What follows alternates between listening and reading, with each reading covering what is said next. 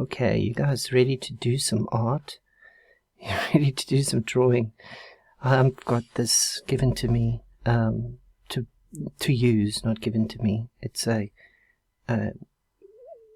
pen and tablet, a wacom, I don't know how you say it, wacom, by my institution. It's a wacom pad and pen intuous, and I'm just going to use, remember, anything I use you can use too. There's no order of difficulty here. And I'm going to use a Microsoft Word document, and if you go home on Microsoft Word, it looks like this, right? Pretty easy. You've all been here before. This is where you would type up whatever you want to type up, and all I've done is I've gone to draw, and I'll be back. So you can do this, you can follow along, because we're going to do quite a few drawings, histology drawings. It's one of the easier, it's one of the best ways to learn microanatomy, is to draw them, to draw the structures you see and color them in and add all sorts of colors to it. It becomes a wonderful way of creating your own art. So let's start with a heading here, tissue processing, which is really the next phase. So you might be wondering, well, what was the first phase? What was the phase just before that? Let's put it in context. Before it came, I don't know if you're still with me, it was cut up, or tissue dissection. And tissue processing, the main purpose for tissue processing is to take tissue from a water-based environment, H2O, and put it into a should we say paraffin wax, which is, of course, I'm too fast, which of course is a oil base. Some of you might see the contradiction here, or the impossibility. I mean, human tissue, the cells, let's draw some cells. You can draw along with me if you want to. Get used to drawing these guys. This is an epithelium. I'm going to go with columnar. It's about 70% water, and that's inside and around. So that's quite a bit of water. This little guy is with me all the time. His name is Roo, and I'm just going to pop him out. So let's go and get some blue. We can color in our nuclei, I suppose, a little blue, because they do stain out blue with hemotoxins, kind of a different blue. I think what we should do is make it a little wider, and then we can, if this was an H and E, that's not really the right color for the nucleus. And then we've got this lovely three-dimensional shading we can add to the cytoplasm for the eosin. Okay, a little bit of, who says science can't be fun and artsy.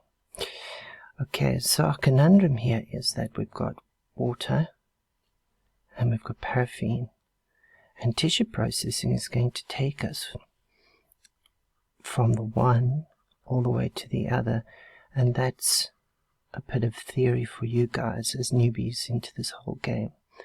So the paraffin wax has, I would say, a very important function. It's going to take you to the next level, which is it offers a support for our tissue, and that support allows us to step into the next phase, which is called microtomy or microtome work. So, you know, it's not, I think I pushed a button so something might pop up. You guys are so patient, I appreciate it. Microtome work. I need to make that little pencil smaller. So, support for the tissue. Without it, we can't move forward. Okay? So before we get there, let's just rub that out. We need to really itemize, the steps involved that will take us from there all the way across to there.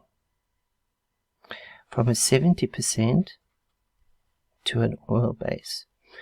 And fortunately, this is done automatically. In the old days, they did it by hand, and you can still do it by hand. But nowadays, they have a tissue processor. So it's done automatically. And the tissue processor, the automated machine, will take it through the steps. So the first step is called dehydration. I'm really enjoying this pencil.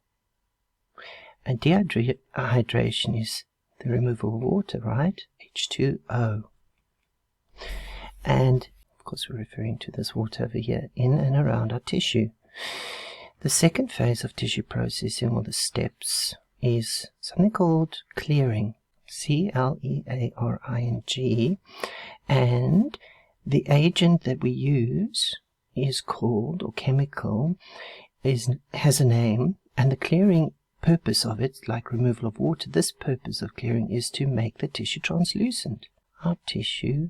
So in other words, we want the light to be able to pass through it, because when we put it onto wait for this little sketch, guys, this is going to be a beaut. So that's my light source, that's my rays of light coming up, and then here's my little slide, and then there's my little tissue specimen, and then we'll just draw a little single object. When the light passes through the tissue and into your eye, we don't want obstructions.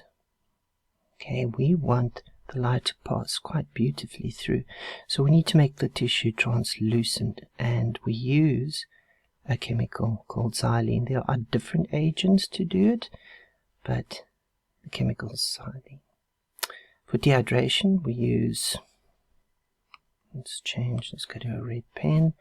I don't know how this is going to look. It's in your face. Ethanol, that's an O.